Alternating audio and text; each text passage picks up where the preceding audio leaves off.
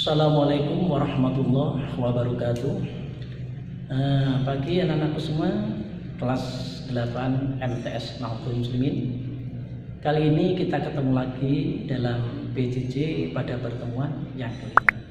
Untuk itu mari kita awali pertemuan pagi ini dengan baca surat Al-Fatihah. Mudah-mudahan anak-anak di rumah senantiasa diberi kesehatan oleh Allah Subhanahu wa taala, diberi hidayah oleh Allah Subhanahu wa taala, sehingga dapat mengikuti PJJ MTS Nahdlatul Muslimin dengan keadaan yang sehat tanpa ada suatu apapun, dan akhirnya mendapat ilmu yang bermanfaat dunia dan akhirat, menjadi anak yang soleh solihah. Alamnya Al-Fatihah.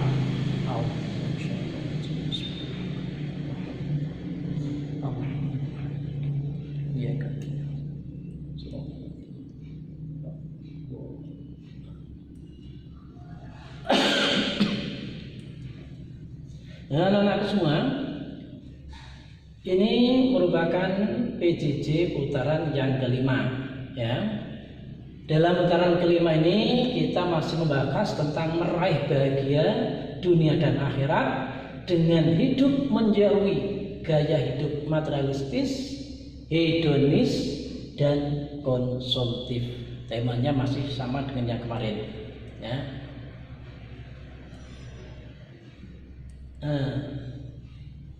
KD yang kita pakai masih KD 3.5, yaitu menganalisis isi kandungan Quran surat An-Nahl ayat 18, ya, tentang menghitung nikmat Allah Subhanahu wa taala. Ini surat An-Nahl ayat 18, Allah berfirman, wa in ta'uddu ni'matallahi la tuhsuha innallaha laghafurur rahim. Artinya, dan jika kamu menghitung nikmat Allah, niscaya kamu tidak akan mampu menghitungnya. Sungguh Allah benar-benar Maha Pengampun, Maha Penyayang. Jadi anak-anak, ya, Allah ini memberi nikmat kepada kita semua dengan nikmat yang sangat besar, sangat banyak, sehingga saking banyaknya itu kita disuruh menghitung oleh Allah, kita jelas tidak akan mampu, tidak akan sanggup berapa banyak nikmat yang kita terima, berapa banyak nikmat yang kita gunakan dari Allah Subhanahu wa taala. Akan tetapi kebanyakan kita menggunakan nikmat tersebut tidak sesuai dengan keinginan Allah selaku pemberi nikmat. Maka Allah ini benar-benar Maha Pengampun, Maha Penyayang. Meskipun kita menerima nikmat banyak dari Allah, tapi kita sedikit sekali bersyukur kepada Allah, Allah masih tetap memberi nikmat kita terus. Sampai saat ini nikmat pun belum pernah dihentikan oleh Allah kepada kita. Ini kenapa? Karena Allah ini Maha Pengampun dan Maha Penyayang. Dalam surat Al-Qasas ayat 77 dijelaskan, wala tansa nasibaka minad dunya, ya, yang artinya, dan janganlah kamu lupakan bagianmu atau kenikmatan di dunia. Artinya kita tidak boleh pelit terhadap diri sendiri, tapi jangan boros dan berlebihan. Nikmat yang Allah berikan kepada kita, ya, ini merupakan termasuk bagian dari kita, jatah kita dari Allah Subhanahu wa taala. Maka jangan lupa dengan bagian itu untuk kita syukuri, ya. Kalau kita tidak mensyukuri nikmat tersebut, berarti kita, ya, tidak sayang terhadap diri kita sendiri. Kita berarti pelit terhadap diri sendiri. Orang yang tidak syukur berarti orang itu pelit terhadap dirinya sendiri. Sebab suatu saat nikmatnya itu akan dirubah oleh Allah menjadi azab. Nah, maka ya meskipun kita tidak boleh pelit, tapi jangan terlalu boros atau berlebihan. Ya, yang sederhana saja, yang sedang-sedang saja. Jangan terlalu pelit, jangan, dan terlalu boros juga jangan. Kita ambil jalan tengah, yaitu yang sedang-sedang saja, yang sederhana. Nah, jadi dapat kita pahami surat Al-Qasas ayat 77, jika kita amalkan maka kita akan terhindar dari gaya hidup materialistis, hedonis, dan konsumtif. Ini kalau kita pelajari, kita pahami ya surat Al-Qasas ayat 77 tadi. Ini kita akan terhindar dari gaya hidup yang sekarang banyak dilakukan oleh orang, yaitu materialistis, hedonis, dan konsumtif. Nah, kemudian surat Al-Imran ayat 148, kita diingatkan oleh Allah agar tetap ikhlas, syukur, sabar, dan tetap berjuang di jalan Allah. Ini peringatan Allah dalam surat Al-Imran ayat 148. Ya, kita harus ikhlas, syukur, sabar, dan tetap berjuang di jalan Allah. Nah, sekarang kesimpulannya di sini adalah ya, satu, orang-orang yang beriman akan mendapat balasan kebahagiaan dunia dan akhirat. Kalau orang beriman, di dunia dia berbuat baik, pasti akan dibalas oleh Allah. Kemudian sudah mendapat balasan kebaikannya di dunia, Allah masih membalas untuk yang kedua kalinya, yaitu besok di akhirat. Perbuatan baik dari orang-orang yang beriman ini akan mendapat balasan lagi yang lebih baik dari Allah. Beda dengan orang-orang yang tidak beriman, orang kafir, berbuat baik di dunia, ya mungkin Allah senang, tapi kebaikan tersebut tidak ada pahalanya lagi besok di akhirat, karena dia tidak beriman kepada Allah. Ya, dia kafir. Kan banyak orang di luar Islam atau di luar orang yang beriman berbuat baik di dunia ini. Allah senang itu perbuatan baiknya. Allah balas kebaikannya di dunia. Tapi Allah tidak membalas kebaikan orang-orang kafir di akhirat. Allah hanya membalas kebaikan orang-orang yang beriman besok di akhirat. Yang kedua, orang-orang yang beriman selalu mengingat Allah dengan mendirikan sholat. Jadi orang-orang yang beriman, dia selalu ingat kepada Allah dengan berzikir, mengingat-ingat kepada Allah, yaitu antara lain melalui sholat. Sholat ini termasuk adalah jalan kita mengingat kepada Allah. Maka sehari semalam kita diwajibkan melakukan sholat 5 waktu. Minimal dalam sehari semalam itu kita tidak lupa dengan Allah 5 kali. Tapi tidak hanya itu, kita masih diperintahkan untuk lebih banyak lagi mengingat kepada Allah dengan zikir-zikir yang lain, supaya Allah senantiasa dekat dengan kita. Kalau kita dekat dengan Allah melalui zikir, maka Allah juga akan dekat dengan kita. Nah ini. Kemudian yang ketiga, orang-orang yang tidak beriman lebih mementingkan kehidupan dunia dengan berperilaku materialistis, hedonis, dan konsumtif. Jadi kalau orang yang tidak beriman, ya anak-anak, ini dia lebih mementingkan kehidupan di dunia. Ini dia materialis, ya, dia hedonis, mementingkan kesenangan di dunia saja, kesenangan nafsunya, ya, kesenangan hobinya.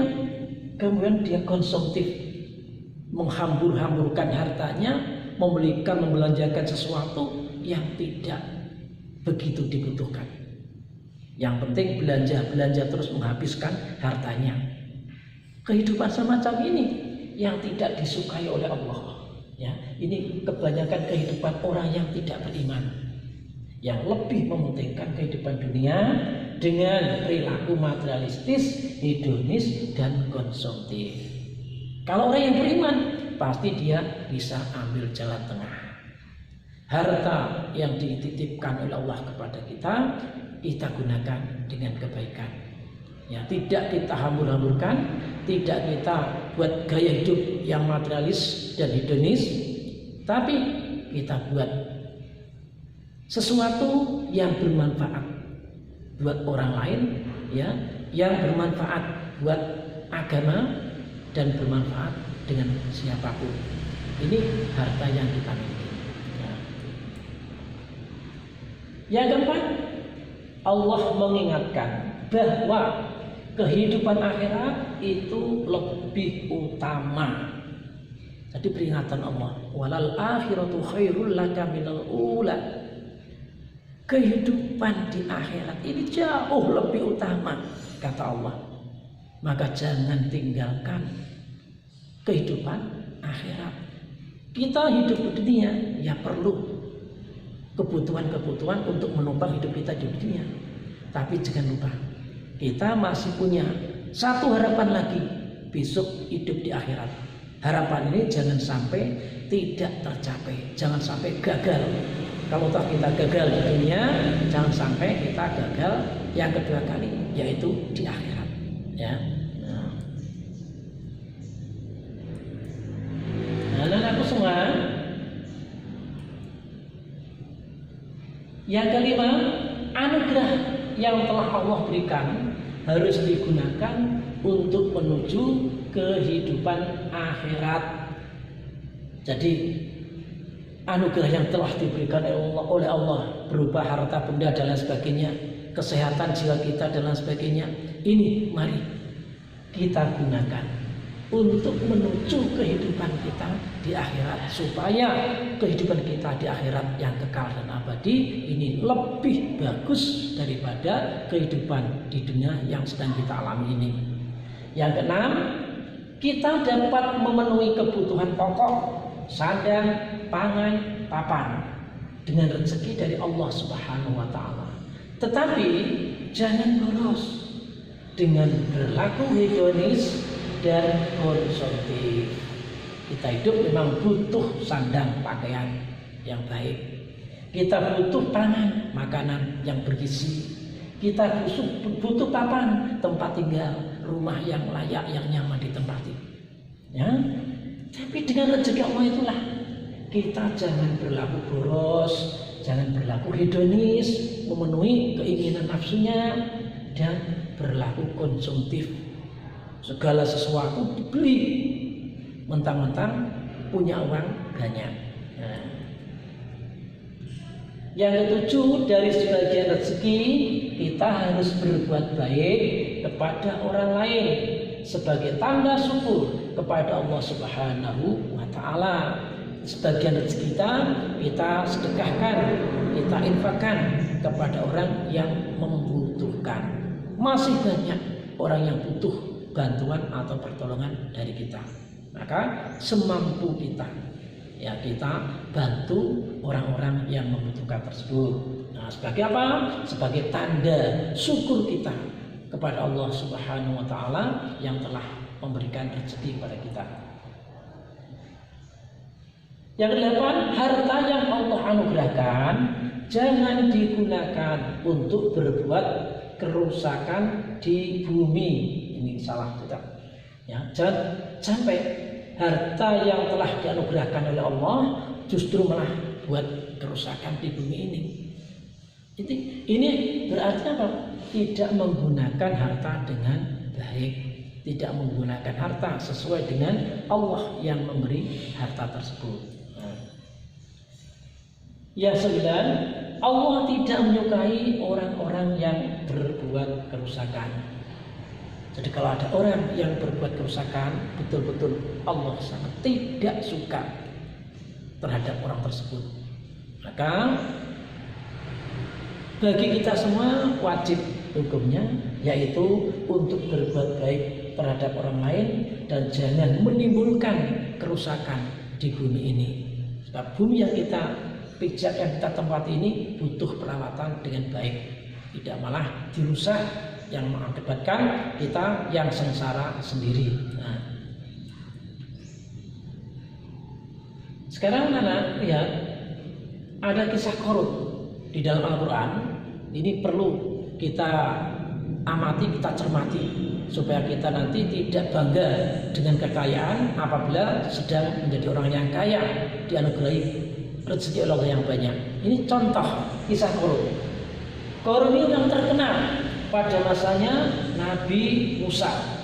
Nah, Qarun ini terkenal kaya sekali. Yaitu kekayaannya Qarun saking kayanya, ya. Ini hartanya itu di mana-mana ada. Gudang hartanya Qarun itu banyak sekali, di mana-mana ada. Sehingga dia hidup berfoya-foya, bersenang-senang karena berlimpah harta. Nah, saking banyaknya hartanya Qarun, kunci gudangnya saja. Ini kunci gudangnya saja dipikul orang, satu orang itu tidak kuat. Hanya mikul kunci itu, kunci gudang. Satu orang tidak kuat. Jangankan satu orang, satu unta pun itu tidak kuat membawa kunci gudangnya harta Qarun yang dikumpulkan. Nah, kalau kita coba bayangkan, kunci yang kita miliki, yang anak-anak miliki, ada berapa di rumah? Kira-kira dikumpulkan semua kunci, mulai kunci lemari, kunci pintu, kunci motor, kunci mobil, kumpulkan semua kunci pintu gerbang. Nanti dibawa oleh anak kecil pun tidak akan keberatan, masih mampu membawa. Ini bandingkan dengan Qarun, ya, kunci gudangnya hartanya ini dibawa oleh satu orang pun tidak kuat. Satu unta pun, seekor unta tidak kuat membawa kunci gudangnya Qarun. Nah, akan tetapi Qarun ini hidupnya sombong. Dia merasa kaya, merasa banyak harta, gudangnya di mana-mana ada, hartanya di mana-mana ada, dia sombong. Timbul kesombongan dari pribadinya Qarun. Dulunya Qarun itu orang baik. Qarun itu sahabat karibnya Nabi Musa. Tapi dengan kekayaannya tidak berubah menjadi baik, malah semakin menjadi orang yang sombong. Nah, padahal Allah tidak suka dengan kesombongan. Jangankan manusia biasa yang belum pernah ke surga, iblis saja yang sudah ratusan ribu tahun di surga, hanya satu saja sikapnya sombong, tidak mau sujud kepada Nabi Adam, dikeluarkan oleh Allah dari surga. Apalagi kita belum pernah mencium baunya surga, baru di dunia sudah sombong, hancur nanti. Lah akibat kesombongan Qarun ini, ya, hartanya hancur. Allah menenggelamkan hartanya ke bumi, ditelan bumi dengan Qarun. Seluruh harta yang dimiliki Qarun, ya, ini semua ditelan bumi, ya, hancur ditelan bumi. Maka ada istilah, ya, karena harta Qarun ditenggelam, ditelan bumi, ada istilah orang-orang kalau mendapatkan emas atau harta-harta yang terpendam di dalam bumi, ini dinamakan harta Qarun. Nah, ini mungkin terinspirasi dari kisah Qarun yang hartanya itu ditenggelamkan oleh Allah, ditelan bawah perut bumi, di dalam perut bumi. Nah, itu mungkin bisa saja. Inilah kisah Qarun dan harta bendanya yang tenggelam, ditelan oleh bumi karena dia tidak syukur atas harta yang diberikan oleh Allah. Justru malah dengan hartanya dia menjadi sombong. Akhirnya dengan kesombongan itu merusak dirinya sendiri, merusak harta bendanya sendiri, sehingga tidak ada satupun yang tersisa. Nah, anak-anak semua, itu tadi kisah dari Qarun. Sekarang kita lanjutkan pada uji kompetensi. Yang pertama, 1. Seorang tokoh kaya raya dari Bani Israel namun enggan bersyukur dan beriman kepada Allah Subhanahu wa taala pada saat zaman Nabi Musa adalah A. Fir'aun, B. Sahabat, C. Namrud, D. Korun. Nah, pilih salah satu. Kemudian yang kedua, perilaku suka membelanjakan harta tanpa memperhatikan kebutuhan, fungsi, dan manfaat disebut titik-titik. A. Kikir, B. Materialistik, C. Boros, D. Dermawan. Nah, pilih salah satu. 3. Innal mubadirina kanu ikhwanas sayatin. Pesan yang disampaikan dalam ayat tersebut adalah A. Orang-orang yang pemboros adalah saudara setan. B. Orang-orang yang dermawan sangat dicintai manusia. C. Orang-orang yang bersyukur akan ditambah nikmatnya. D. Orang-orang yang boros akan miskin. Nah, yang keempat, janji Allah kepada orang-orang yang bersyukur, maka titik-titik. A. Allah akan mengampuni dosa-dosanya. B. Allah akan menambah nikmatnya. C. Allah akan meninggikan derajatnya. D. Allah akan mengabulkan permintaannya. Nah, ini yang keempat. Yang kelima,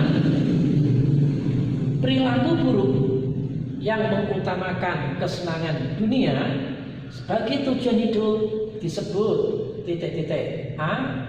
Milenialisme, B. Komunisme, C. Modernisasi, D.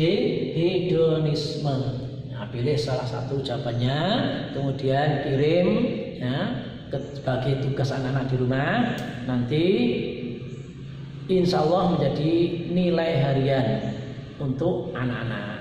Nah, dan sekarang kita lihat lagi. Demikian pertemuan kita pagi ini. Ya, sampai jumpa dalam pertemuan berikutnya. Untuk itu mari kita tutup pertemuan pagi ini dengan bacaan hamdalah bersama-sama.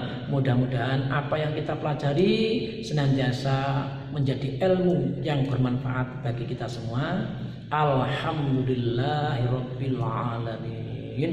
Akhirul kalam, wallahul muwaffiq ila aqwamit thoriq. Assalamualaikum warahmatullahi wabarakatuh.